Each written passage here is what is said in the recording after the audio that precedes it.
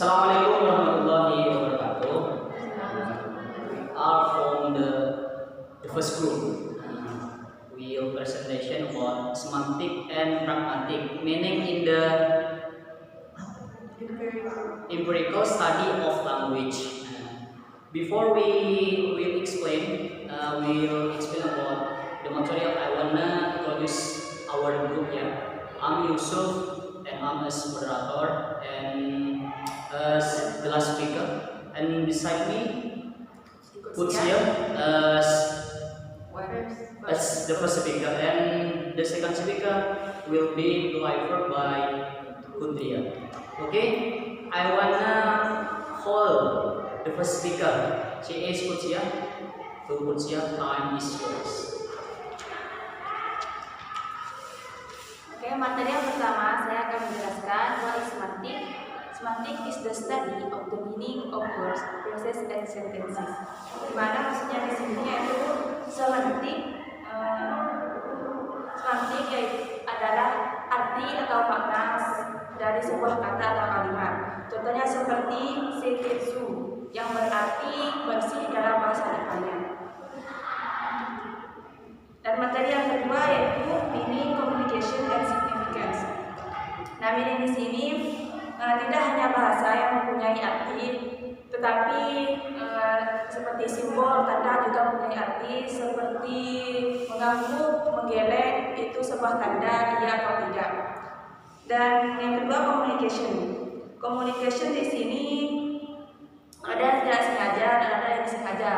Yang disengaja yaitu diucapkan secara langsung sehingga informasinya itu lebih jelas atau bisa dimengerti. Sedangkan komunikasi yang tidak disengaja itu seperti bicara dalam hati, menggunakan tanda atau simbol seperti itu, maka informasinya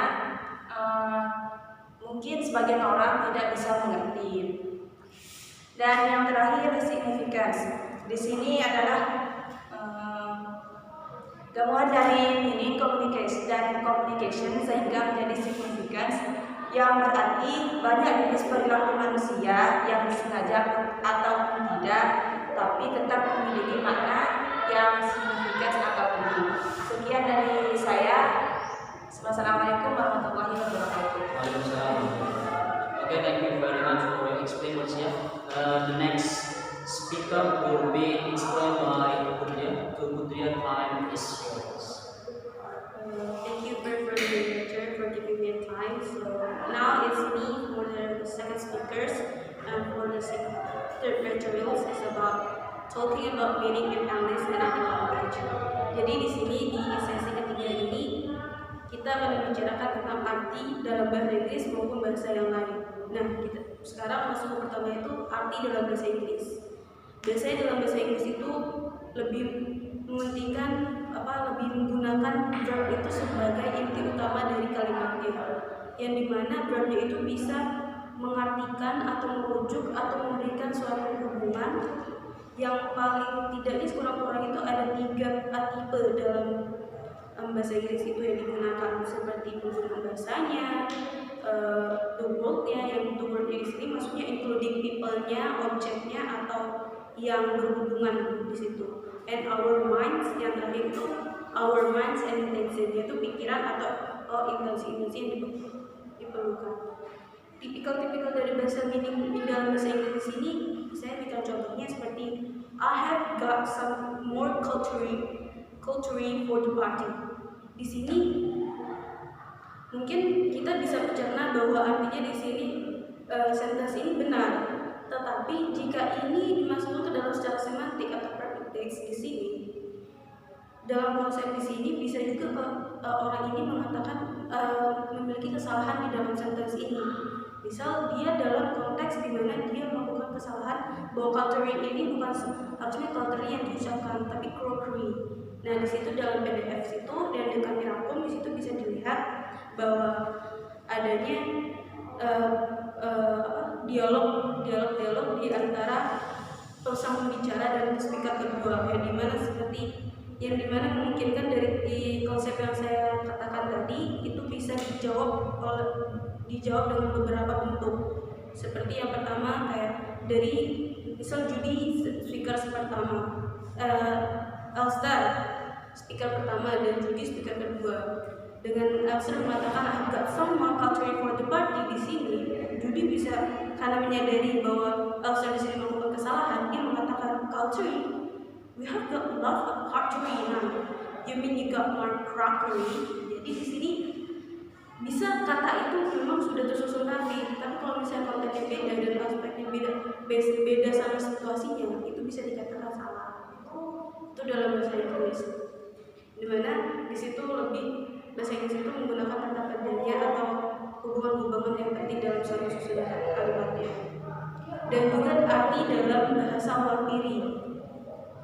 Sama juga di sini rata-rata dari bahasa itu menggunakan arti untuk yang bisa merujuk atau mendeskripsikan referensinya secara linguistiknya, artinya, intentionnya, dan general significance itu lebih merujuk ke penggunaan kata kerjanya. Langsung contoh, di sini ada bahasa Walpiri, misalnya bahasanya itu minyakan tenju dari kalau misalnya kita artikan per kata itu misalnya ninya itu artinya buat perkataan dan karta itu topiknya di sini dan ju itu adalah semacam imbuhan yang merujuk ke topiknya. Jadi walaupun di sini memang perkataannya itu kalau misalnya kita artikan udah merujuk ke suatu arti tapi belum susunannya secara gramatikal belum susun rapi. Jadi itu semuanya bekerja dari verbnya itu. Jadi minyakan tenju yang kalau misalnya secara gramatikal kita susun artinya itu what is kanta gitu, what does kanta mean gitu maksudnya di sini. Terus masuk ke bahasa selanjutnya itu bahasa Prancis, meaning in French. Langsung ke contoh, misal ada sama juga di sini sama intentionnya seperti apa. Kalau misalnya dalam Prancis itu speaker Prancis itu seperti apa, hubungannya di antara dua domain dalam kalimatnya itu apa, sama semuanya konsepnya itu sama. Misal contoh kayak bahasa Prancis, cuisine tu veux dire par là, yang artinya perkataannya itu cuisine itu what is it, dan tu itu that, to itu you, veux itu one, dire itu to say, par itu by, dan cela itu that dan it. Kalau misalnya diartikan satu-satu itu kan cuisine what is it, what is it that you want to say by that, itu kan lebih kayak pembahasan kata. Nah itu bisa kalau misalnya kita artikan secara langsung linguistiknya kita pakai dan susunan kata yang kita pakai gitu kan, itu langsung bisa menemukan arti cuisine itu artinya what do you mean by that.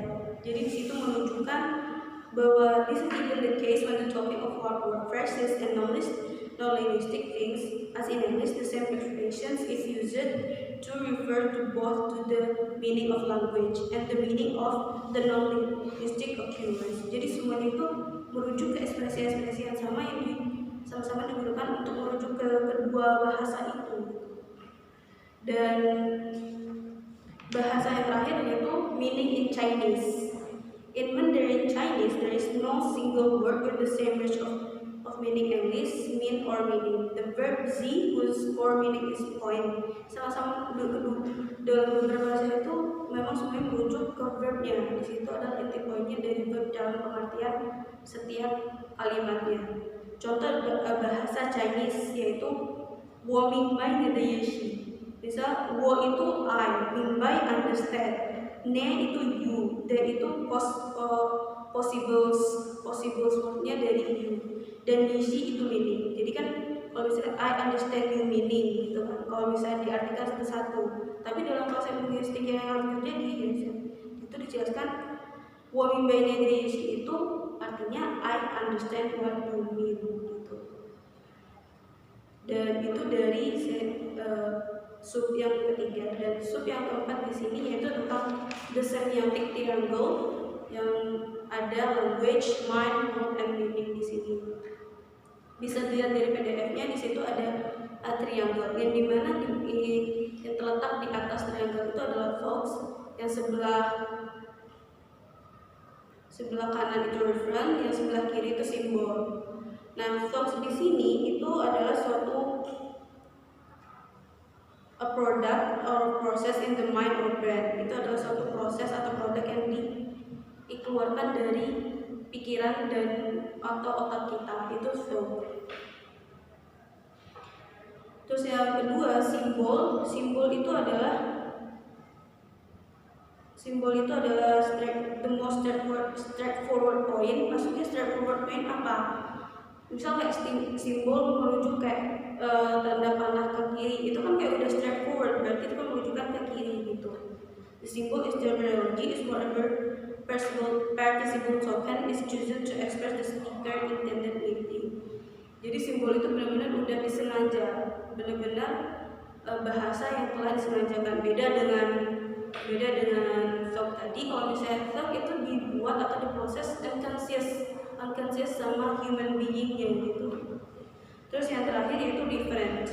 Difference itu di sini adalah suatu kata yang merujukan ke sesuatu atau kejadian atau situasi yang dimana bahasa itu merujuk gitu. Dan misal kayak ada contoh kalimat the sentence-nya itu the dogs bark and the caravan goes by, yang artinya anjing itu menggonggong dan kafilah lewat gitu. Kafilah berlalu gitu. Itu kayak udah different gitu. Udah kayak bahasa itu udah merujuk ke suatu event atau situasi tertentunya itu. Nah, di situ kan juga dalam triangle itu menjelaskan bahwa ada simbol dan thought, referent dan thought itu memiliki causal relation. Kenapa memiliki causal relation? Karena semua simbol dan referent itu semuanya diproduksi dari human being mind and brain. Jadi mereka simbol dan thought dan referent dan thought itu memiliki causal relation. Sedangkan simbol dan referent itu relation of truth or falsity atau tidak mempunyai relation. Kenapa tidak dikatakan no causal relation? Karena katanya itu tidak direct, dan there is no inherent relation between a string of sounds and particular reference. This is the reason that different words use entirely different words for the same thing. The reason duck refers to ducks and caravan refers to caravan is that these are the references which any speakers have learned to associate with them. Jadi di mana kata itu digunakan, diucapkan atau disampaikan itu hanya untuk mengatakan bahwa speaker itu ingin mempelajari associate dengan pembicara keduanya. Jadi mungkin sekian dari saya. Penyampaian saya. Wassalamualaikum warahmatullahi wabarakatuh. Okay, thank you very much for explaining it. Now I wanna explain to you about some initial concept. Di sini saya akan menjelaskan beberapa konsep awal. Di sini ada lexem, ada sense, referent, denotation, and connotation. Yang pertama saya akan menjelaskan tentang lexem. The lexem is the name of the abstract unit which units all the morphological frame of a single words. Lexem ini adalah kumpulan kata yang berdasar secara morfologi. Contohnya di sini ada to go. To go itu adalah gabungan dari satu kata atau lebih. Bisa dipahami kan? Udah. Pindah sekarang ke sense. Scene di sini adalah bahasa yang tersirat. Contohnya di sini contohnya dog. Dog apa itu artinya? Anjing. Yaitu sekarang pindah ke referent. Referent itu adalah objek bahasa yang merujuk kejadian. Contohnya beware. Apa artinya itu? Hati-hati. Itulah. Sekarang yang ketiga, yang keempat adalah denotation. Denotasi itu apa? Yang dimaksud denotasi adalah objek atau situasi untuk kata yang dirujuk. Contohnya home. Ya, home ini ada sinonimnya. Sinonim dari home itu adalah house.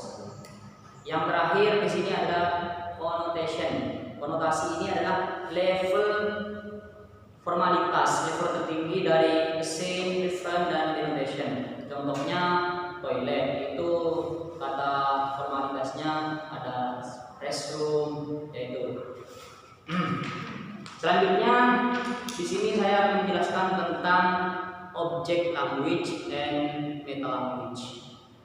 Yang dimaksud dengan object language adalah the language whose meanings we are describing is called the object language. Dan meta language, the language in which we describe this meaning is called the meta language. Artinya adalah object language yang artinya dijelaskan dan meta language bahasa yang menjelaskan artinya saya ulang.